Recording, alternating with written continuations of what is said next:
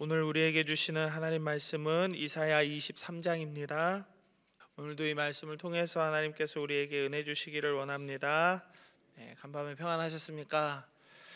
네, 새벽에 우리가 제일 먼저 만난 사람들인데 인사할까요? 메리 크리스마스. 네, 네. 오늘은 이제 오늘은 두로와 시돈에 관한 경고의 내용인데요. 두로는 예루살렘에서 북서 방향으로 160km 정도 떨어진 지중해 동부 연안의 바닷가에 위치한 항구 도시입니다. 항구에 있는 도시가 대부분 그렇듯이 두로는 무역으로 많은 부를 누렸대요. 엄청난 부자였습니다. 이로 인해서 쉽게 교만하게 되죠. 부한 사람들이 모두 다 교만하다라고 판단하고 정죄할 수는 없지만 부하게 되면 교만하기는 쉬운 것 같습니다. 아무튼 이 두로도 교만하게 되고 그래서 멸망하게 되었습니다. 바벨론이 메소포타미아 동부 지역, 그러니까 이 내륙 쪽에 강력한 무역 대국이었다라고 한다면 두로는 서부 지역에서 바닷가 연안에 있는 항구 도시로서 가장 강력한 경제 대국이었다고 할 수 있습니다. 그리고 거기에 있는 또 시돈, 오늘 본문에 나오는 시돈이라는 나라는 두로의 북쪽으로 한 40km 떨어진 도시였는데 이곳 역시 항구 도시였습니다. 두로와 시돈은 무역을 장악하기 위해서 서로 경쟁하는 그런 도시 국가였죠. 하는 일이 비슷하니 생각도 비슷하고 행동도 비슷했을 겁니다. 그래서 두로에 대한 멸망을 예언하시는 중에 시돈도 당연히 너희도 똑같아 라고 시돈에 대한 말씀이 포함되었다라고 저는 생각합니다. 하나님은 오늘 본문 1절에서 7절의 말씀 안에서 두로의 멸망을 예언하시고요. 그리고 8절에서 14절까지의 말씀 안에서 하나님의 뜻과 계획을 예언하십니다. 그리고 15절부터 마지막 절까지는 또 갑자기 두로가 회복될 것을 예언하십니다. 두로의 멸망과 회복은 누가 정하는 것일까요? 당연한 말씀이지만 하나님께서 하시는 것입니다. 그냥 어떤 도덕적인 이유로 세상이 돌아가는 이치로 착한 사람 복을 받고 나쁜 사람 벌을 받고 그냥 그렇게 되는 거지, 하나 더하기 하나는 둘이지 하는 어떤 이 기계적인 도덕 때문에 이들이 멸망하고 흥황하고 하는 것이 아니라 모든 것은 하나님께서 정하신 이치 안에서 하나님께서 행하시는 의지 안에서 이것이 이루어진다라는 것을 우리는 알아야 됩니다.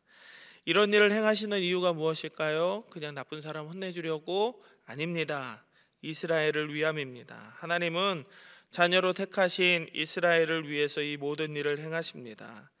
오늘 본문에서는 두로의 회복이 예언되는 부분에서 아주 익숙한 단어가 등장하는데요. 15절 말씀 제가 읽어드립니다. 그날부터 두로가 한 왕의 연한같이 70년 동안 잊어버린 바 되었다가 70년이 찬 후에 두로는 기생의 노래같이 될 것이라. 어디서 많이 본 숫자가 있지 않습니까?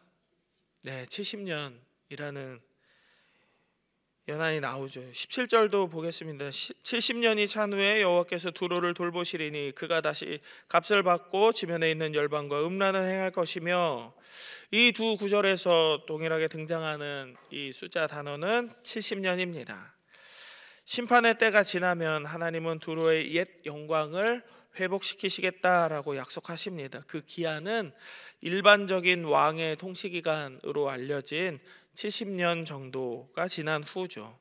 70년이면 두로가 세상에서 잊혀질 심판의 기간이라 할 수 있겠습니다. 충분한 시간이죠. 10년만 지나도 옛날에 그런 게 있었나? 20년, 30년 지나면 기억조차 가물가물할 수 있죠.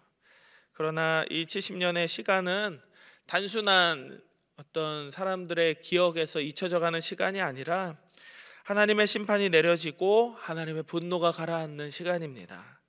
이 시간이 지나고 나면 하나님은 두로에게 옛 영광을 찾게 해주겠다라고 말씀을 하십니다. 그런데 우리는 알고 있어야 됩니다. 70년의 시간이 지났다고 하더라도 두로 사람들이 갑자기 하나님을 잘 믿거나 하나님께서 원하시는 일들을 하거나 사람이 갑자기 변하지는 않는다라는 것이죠.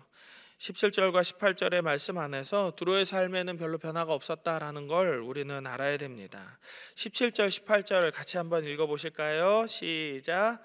70년이 찬 후에 여호와께서 두로를 돌보시리니 그가 다시 값을 받고 지면에 있는 열방과 음란을 행할 것이며 그 무역한 것과 이익을 거룩히 여호와께 돌리고 간직하거나 쌓아두지 아니하리니 그 무역한 것이 여호와 앞에 사는 자가 배불리 먹을 양식 잘 입을 옷감이 되리라. 아멘. 70년이 찬 후에는 하나님께서 두로를 돌보신대요. 그래서 그가 다시 값을 받고 잘 되겠지 싶었지만 이상한 말이 나오죠. 다시 열방과 음란한 일을 행할 것이다 라고 말합니다. 복을 받았는데 왜 이랬을까? 그런 생각이 들어요. 그리고 그 무역한 것과 이익으로 하나님 앞에 거룩히 드리는 일은 하지 않습니다. 대신에 두로가 번 돈, 두로가 얻게 되는 모든 이익을 통해서 하나님 앞에 사는 사람들이 먹을 양식과 입을 옷감이 되게 하겠다 이렇게 말씀하십니다. 좀 내용이 복잡하죠. 이게 뭔 말일까? 이해가 잘 안 되는 내용일 수 있습니다. 두로가 행할 일은 마치 몸을 파는 사람이 행하는 것과 같은 음란한 일들인데 하나님은 70년이 찬 후에 그들에게 이 일을 다시 할 수 있게 다시 하도록 하신다는 겁니다. 그리고 그 두로가 번 돈으로 하나님의 사람들이 먹고 살 기반을 마련하신다라는 것입니다.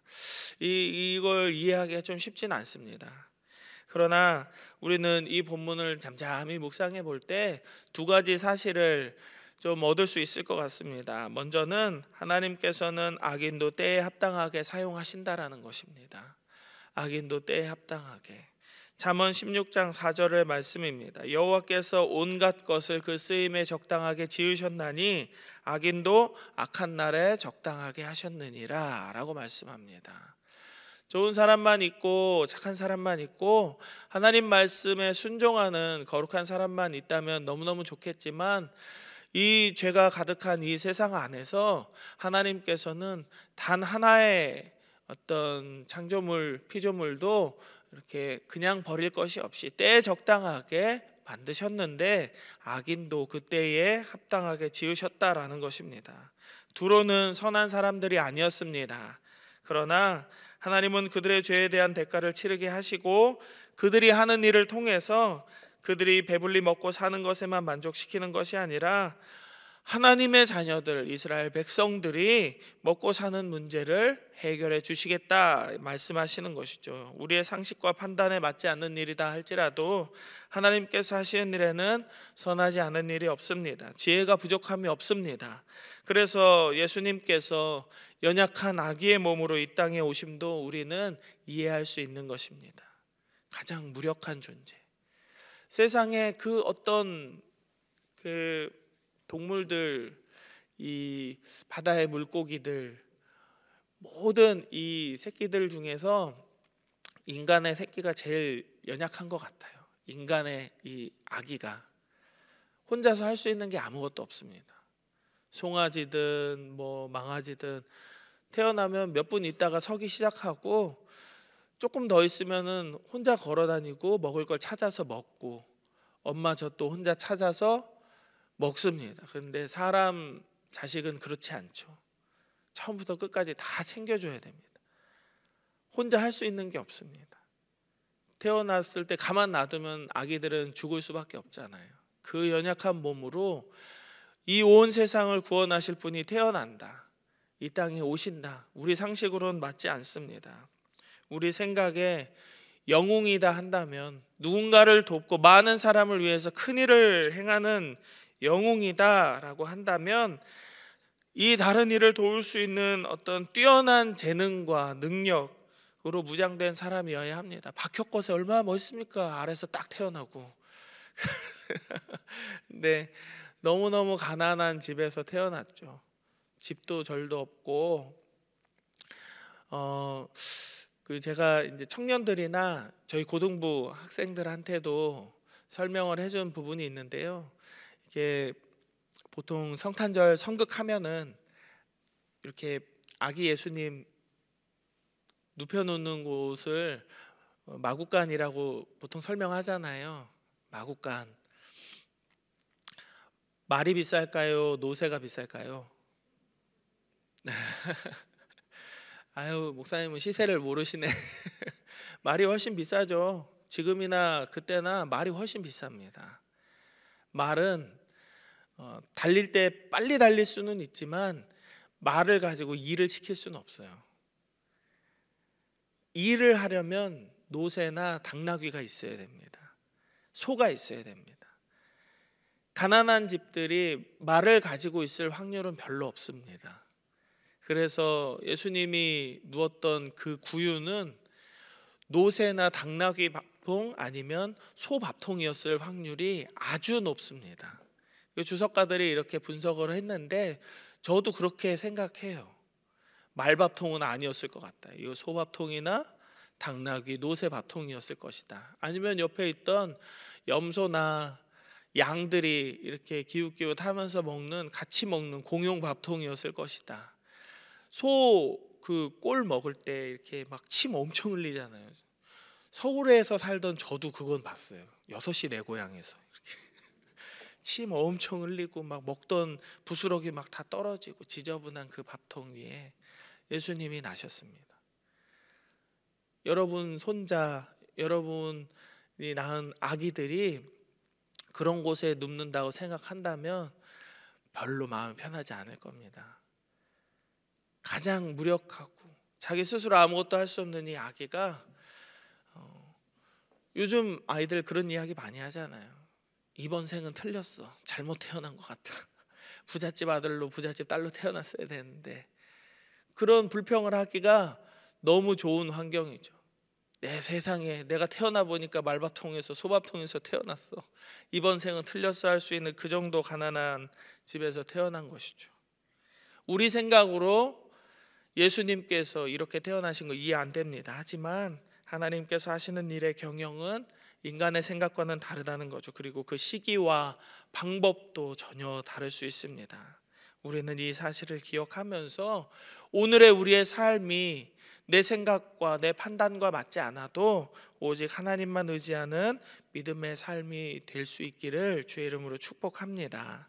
오늘 본문에서 알 수 있는 두 번째 사실은 이것입니다. 세상 사람들의 기억에 없어진 자들도 하나님은 그들을 기억하고 계신다라는 것입니다. 두로는 무려 70년 동안 죄의 대가를 치를 것을 예언받습니다. 이것은 남유다가 바벨론에 끌려가서 받게 되는 형벌과 동일한 시간이죠. 70년. 그들은 모두 사람들의 기억 속에서 희미한 이들이 되어버렸을지도 모르겠습니다.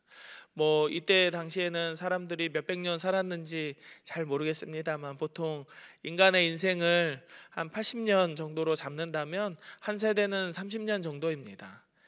한 사람이 태어나서 30쯤 되면 또 결혼해서 30에서 40 사이에 아이를 하나 낳고 그 아이가 또 자라나서 또 아이를 낳고 그러다 보면 한 7, 80쯤 되었을 때에는 손자를 보는 것이 우리의 보통 평범한 사람들의 인생 주기입니다.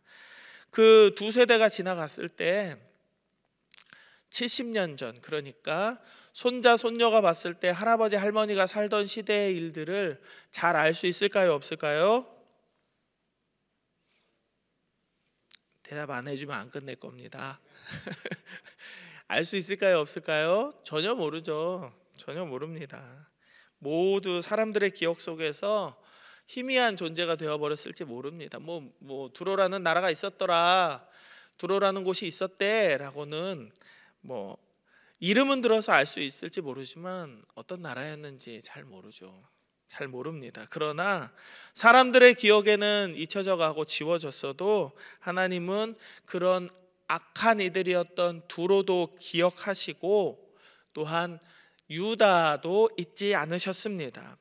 그들의 삶의 자리를 회복시켜 주셨어요.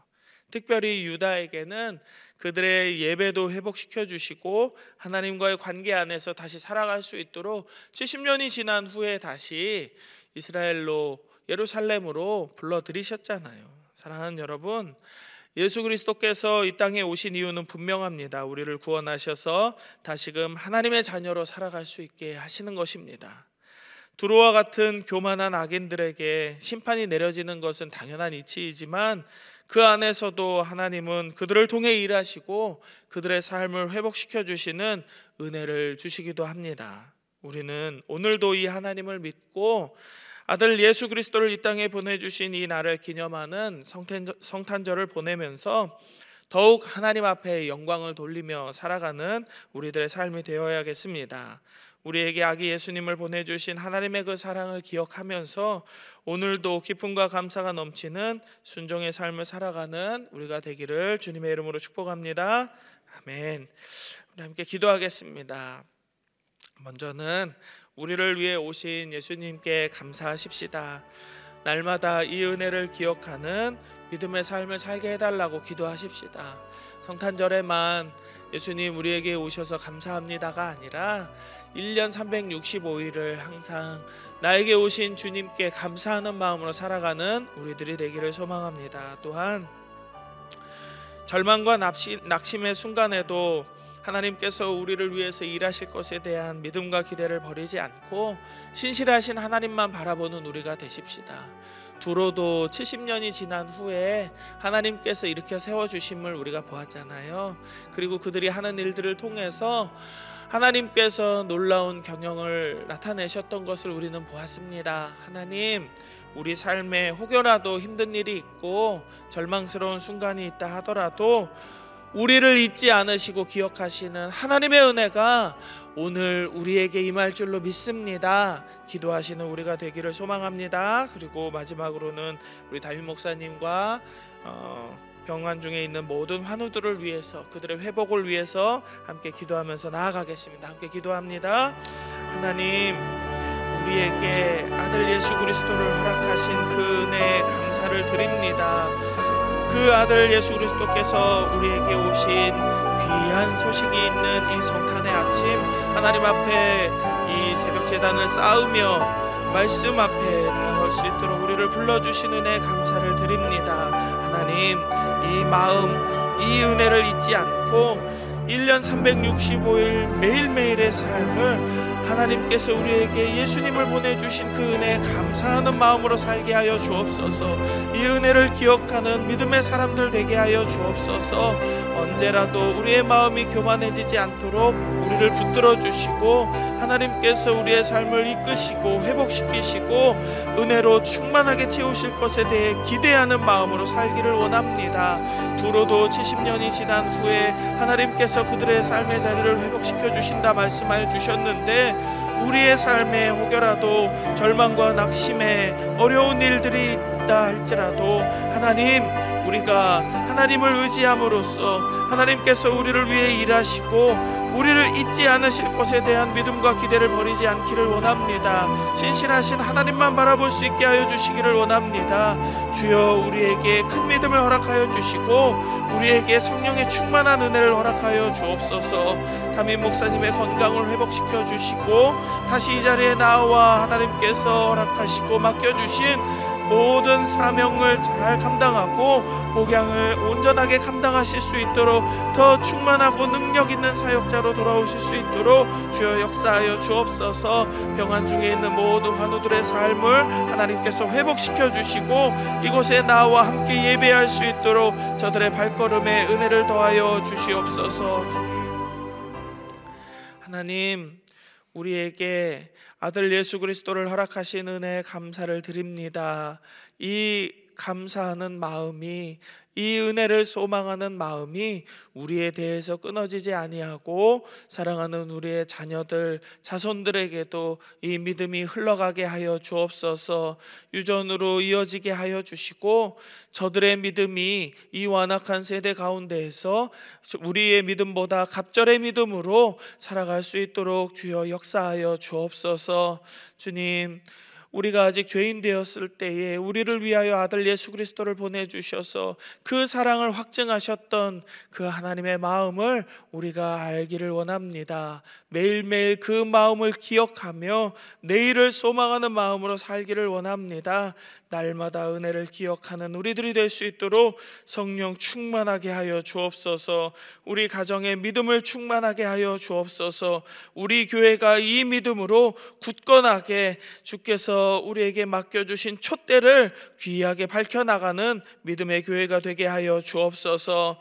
때로는 우리의 삶의 절망과 낙심의 순간이 올지라도 하나님께서는 우리를 기억하시고 하나님께서는 우리의 마음을 알아주시고 하나님께서는 우리를 위해 일하실 것에 대해서 믿음과 기대를 버리지 않는 우리들 되기를 원합니다. 오직 신실하신 하나님만 바라며 믿음으로 승리하는 우리의 삶이 되게 하여 주옵소서. 담임 목사님과 모든 환우들의 건강을 회복시켜 주시고 이 자리에 함께 모여 다시금 예배할 수 있는 그날을 허락하여 주옵소서. 마음이 무너진 자들, 낙심된 자들 하나님께서 일으켜 세워주셔서 함께 예배하며 하나님 앞에 영광 돌리는 우리 광양제일교회가 되게 하여 주시기를 간절히 소망하며 오늘도 거룩하신 예수 그리스도의 이름으로 기도드립니다. 아멘.